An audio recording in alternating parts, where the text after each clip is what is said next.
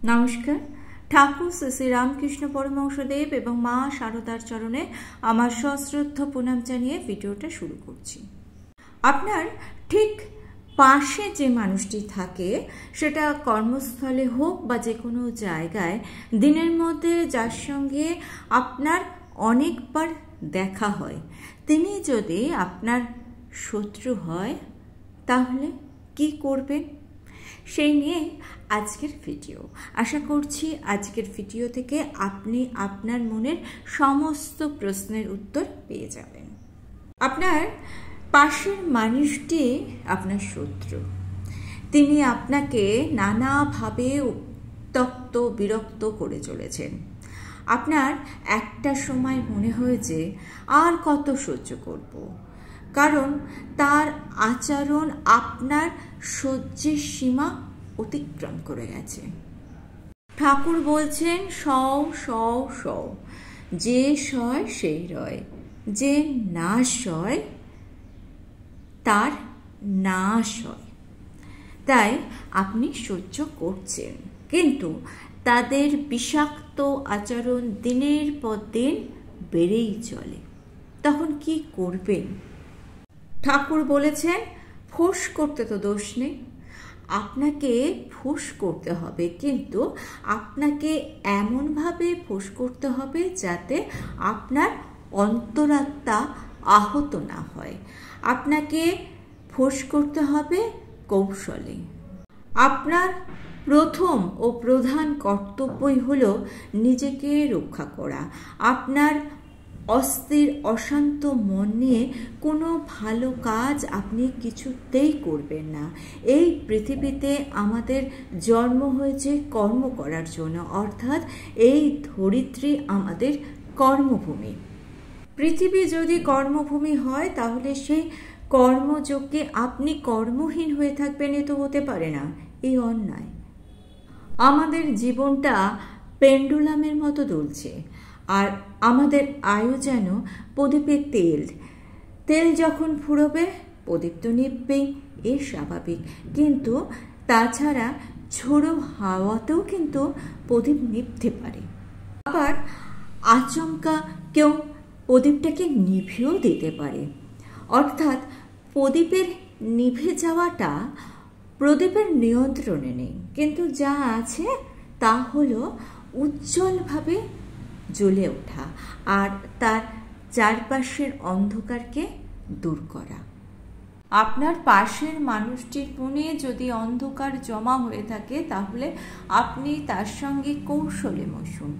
কখনোই তার সঙ্গে ঝগড়া বা বিবাদে লিপ্ত হবেন না, কারণ শ্রী মা শারদা দেবী একবার রাধুকে বলেছিলেন, রাধু, মিষ্টি কথা বল।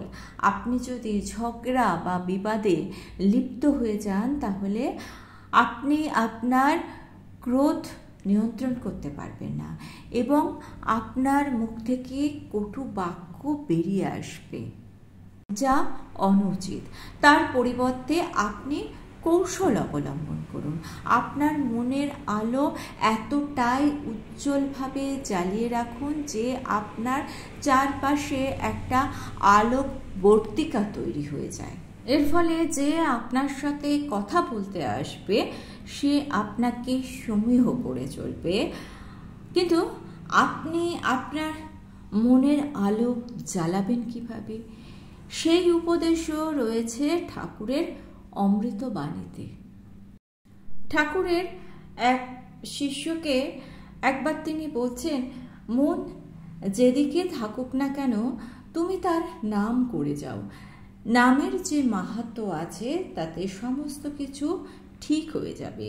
জমিতে বীজ সোজা বা উল্টো যেভাবেই পড়ুক, অঙ্কুর তো বের হবেই।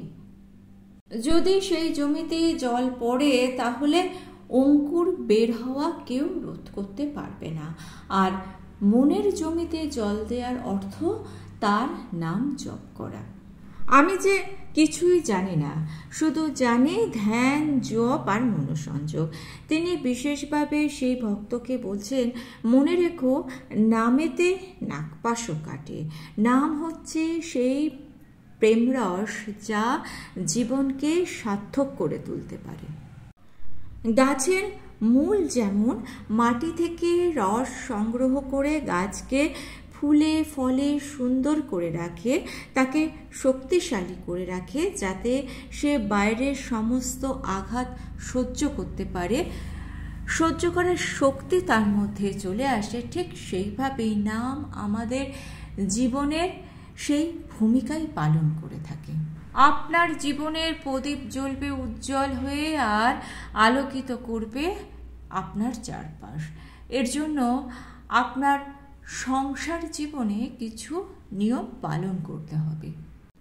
1883 সালের 27শে ডিসেম্বর কলকাতায় ঠাকুর রামচন্দ্র দত্তের বাড়িতে গেছেন। সেখানে এক গোস্বামীর সাথে ঠাকুর কিছুক্ষণ কথোপকথন করছেন। ঠাকুর তাকে বলছেন, বৈষ্ণব শাক্ত সকলেরই পৌঁছানোর স্থান একই, তবে পথ আলাদা। যারা ঠিক বৈষ্ণব তারা কখনো শক্তির নিন্দা করে না। গোস্বামী তখন ঠাকুরকে বলছেন, হ্যাঁ ঠাকুর, হর পার্বতী যে আমাদের মা বাপ, কারণ নিন্দা করা এ তো অন্যায়, অপরাধ। আর বৈষ্ণবরা যদি তা করে তাকে বলা হয় বৈষ্ণব অপরাধ। সব অপরাধের ক্ষমা হয়, কিন্তু বৈষ্ণব অপরাধের কোনো ক্ষমা নেই। তাই অন্তরের আলোকে জ্বালিয়ে রাখতে হলে সংসার জীবনে কিছু নিয়ম পালন করতেই হবে।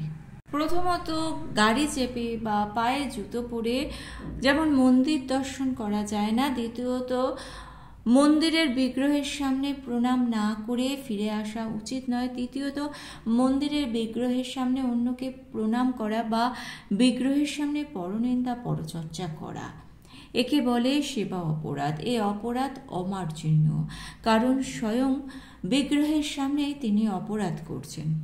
তবে যদি সেই মানুষটি ঈশ্বরের আশ্রয় নেন, তার নাম গুণগানের আশ্রয় নেন, তাহলে হয়তো ঈশ্বর তার এই অপরাধ কিছুটা হলেও মার্জনা করে দেন। কিন্তু নাম অপরাধ হলে সেই অপরাধের কোনো ক্ষমা নেই। কয়েকটি নাম অপরাধ হলো সাধুনিন্দা, বিষ্ণু নাম এবং শিব নামের মধ্যে পার্থক্য জ্ঞান করা, গুরুবাক্য অবজ্ঞা করা, বেদ ও বেদানুগত শাস্ত্রের নিন্দা করা, নাম মাহাত্ম্যকে বৃথা মনে করে প্রশংসা না করা, নাম মাহাত্ম্যকে আশ্রয় করে পাপ কার্য করা, অন্যান্য শুভ কাজের সঙ্গে নামের তুলনামূলক আলোচনা করা, নামকে ছোট করা। যিনি নাম মাহাত্ম্য শুনতেই চান না, নাম মাহাত্ম্যে যার অরুচি আছে, তিনি স্বয়ং এই সব অপরাধের শিকার এবং এই অপরাধের কোনো ক্ষমা হয় না। জীবনে চলার পথে ঠাকুরের এই কটি নির্দেশ যদি আপনি মেনে চলতে পারেন, তাহলে আপনার পাশে আপনার শত্রু থাকলেও তারা কোনো ক্ষতি আপনার করতে পারবে না। আপনার অন্তর হবে সূর্যের মতো উজ্জ্বল, দীপ্তিময়। সেই আলো যেদিকে পড়বে সেই দিককেই আলোকিত করে তুলবে। যে আলোর স্পর্শে সমস্ত জীবাণু ধ্বংস হয়ে যাবে।